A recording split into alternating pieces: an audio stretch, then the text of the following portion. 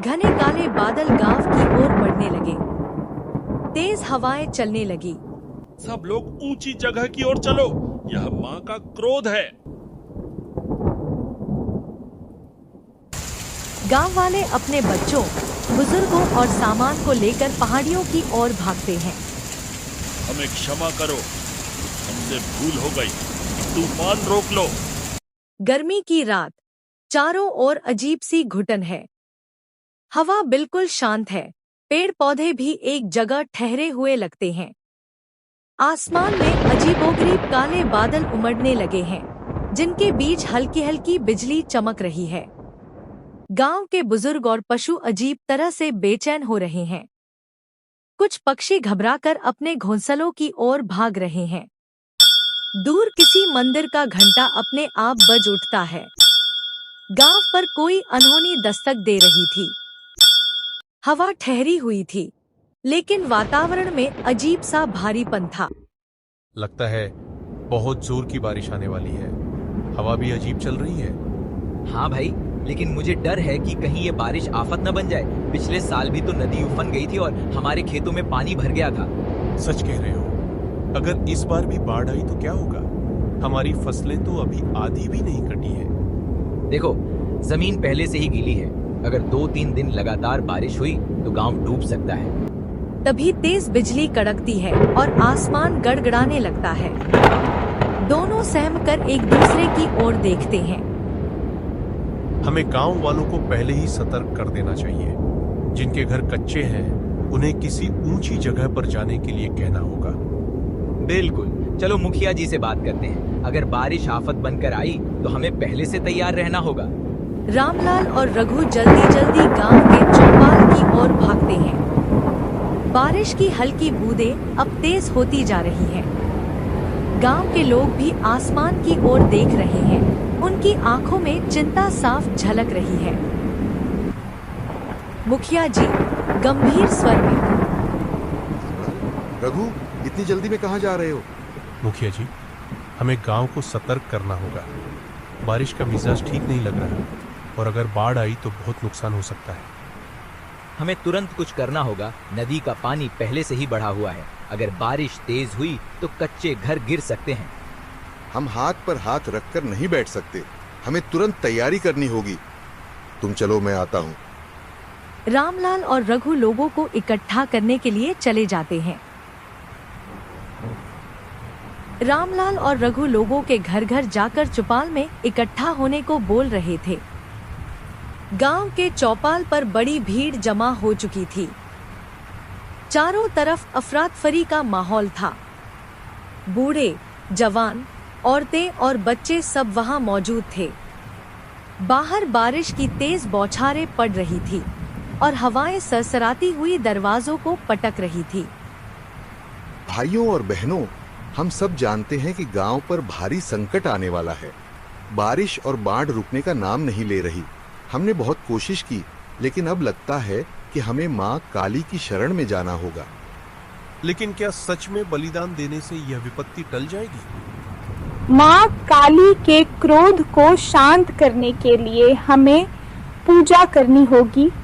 हमें उनके मंदिर में जाकर बलिदान चढ़ाना होगा ताकि यह आफत टल जाए।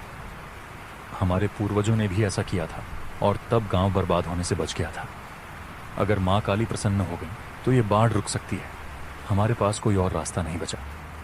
अगर माँ की कृपा हुई तो हम सब बच जाएंगे। तो तय रहा, हम कल सुबह माँ काली के मंदिर में पूजा करेंगे और एक सफेद बकरी का बलिदान चढ़ाएंगे।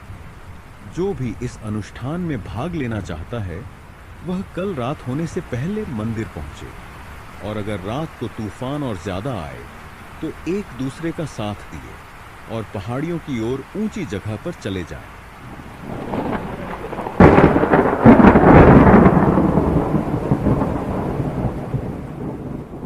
माँ काली की कृपा से उस रात तूफान आने से राहत मिली। गांव का शांतिपूर्ण मंदिर, सुबह सुबह की शांति। भक्तगण पूजा अर्चना कर रहे हैं। आचार्य रामदास धीरे धीरे मंदिर के भीतर प्रवेश करते हैं। उनका चेहरा संतुलित और शांत है। पंडित जी, इस बकरी की काली मां के आगे बलिदान देना है ताकि गांव पर आने वाली आफत से बचा जा सके। ठीक है, मैं इस बकरी को घर पर नहला कर ले आता हूँ और आप गांव वालों को साथ लेकर मंदिर आ जाइए। आचार्य बकरी को रस्सी से पकड़ते हैं और खुशी खुशी उसे अपने साथ लेकर चल पड़ते हैं। गांव के बाहर 3 ठग, मदन, सोहन और मोहन एक पेड़ के नीचे बैठे हैं। वे भूखे हैं और भोजन की तलाश कर रहे हैं। भाई, बहुत भूख लगी है। अगर कोई अच्छा भोजन मिल जाए तो मजा आ जाए। देखो, आचार्य रामदास बकरी लेकर जा रहे हैं। अगर यह हमें मिल जाए तो हम खा सकते हैं। लेकिन आचार्य जी सरल और भोले हैं, हमें उन्हें मूर्ख बनाना होगा। अगर हम यह चुपके से हासिल कर ले तो मजा आ जाएगा। ठगों के बीच एक गहरी योजना बनती है कि कैसे आचार्य को धोखा देना है और बकरी हड़पनी है। आचार्य रामदास बकरी के साथ जंगल के रास्ते पर चलते हुए अचानक मोहन सामने आता है और चौंक कर कहता है, आचार्य जी, आप क्या कर रहे हैं? यह कुत्ता क्यों आपके कंधे पर है? कुत्ता नहीं, यह बकरी है। आप क्या कह रहे हैं?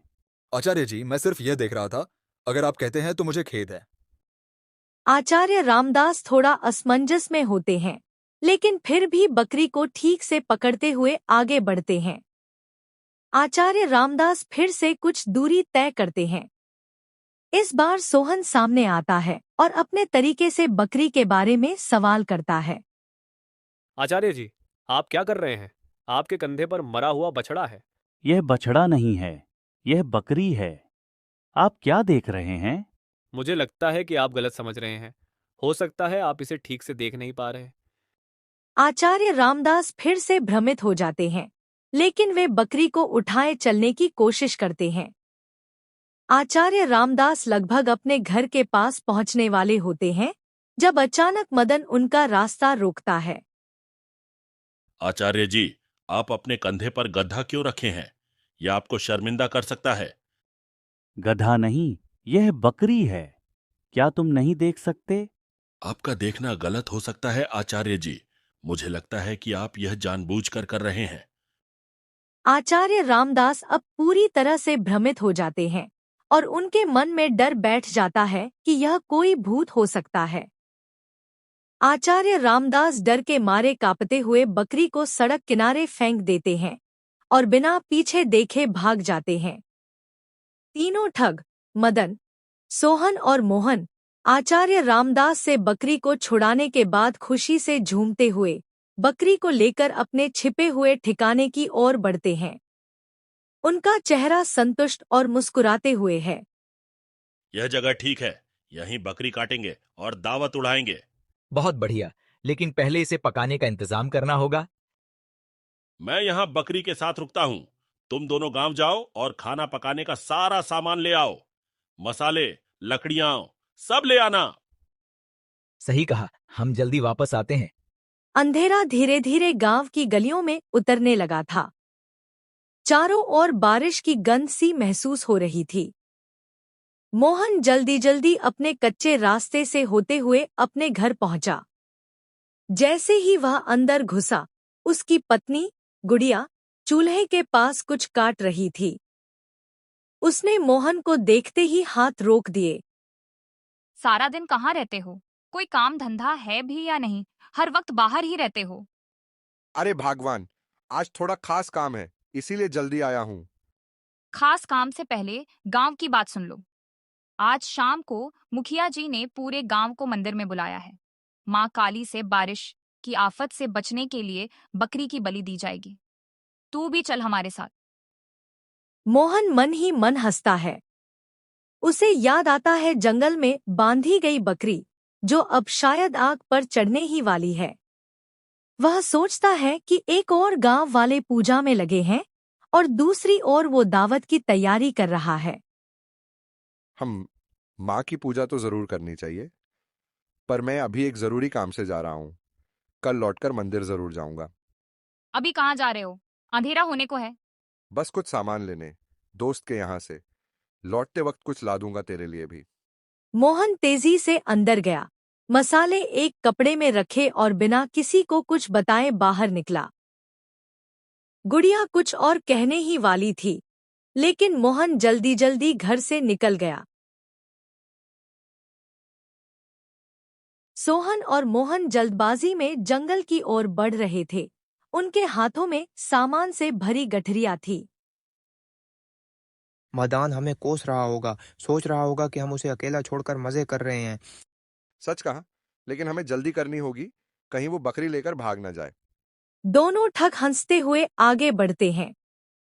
लेकिन जैसे ही वे जंगल के नजदीक पहुंचे, हवा थोड़ी ठंडी हो गई। पत्ते अजीब तरह से सरसराने लगे। गहरे जंगल में चट्टानों के पास मदन, सोहन और मोहन ने बकरी काट दी थी। आग जल चुकी थी और वे तीनों हंसते खिलखिलाते माँ काली के लिए लाई गई बकरी को पका पकाकर खा रहे थे। वाह, इससे स्वादिष्ट दावत तो हमने कभी नहीं खाई। माँ काली को क्या फर्क पड़ेगा, उनको रोज कितनी ही बलियां चढ़ती हैं। जैसे ही तीनों ने आखिरी निवाला खाया, आसमान में गड़गड़ाहट शुरू हो गई। घने काले बादल गांव की ओर बढ़ने लगे। तेज हवाएं चलने लगी। सब लोग ऊंची जगह की ओर चलो, यह मां का क्रोध है। गांव वाले अपने बच्चों, बुजुर्गों और सामान को लेकर पहाड़ियों की ओर भागते हैं।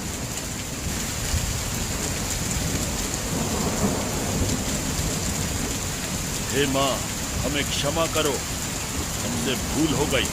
तूफान रोक लो। अगली सुबह तूफान थोड़ा शांत हुआ। गांव में तबाही फैली थी। तभी एक लड़का दौड़ता हुआ आया। माँ के लिए लाई गई बकरी वो तो मदन, सोहन और मोहन खा गए। गांव वाले सन्न रह गए। सबका गुस्सा भड़क उठा। तो यही कारण था मां के क्रोध का। गांव वाले तीनों ठगों को खोज कर लाते हैं। सबके सामने उनकी चोरी और झूठ का पर्दाफाश होता। तीनों को गांव से बाहर निकाल देते हैं और उन्हें चेतावनी देते हैं कि वे दोबारा गांव की ओर न देखें।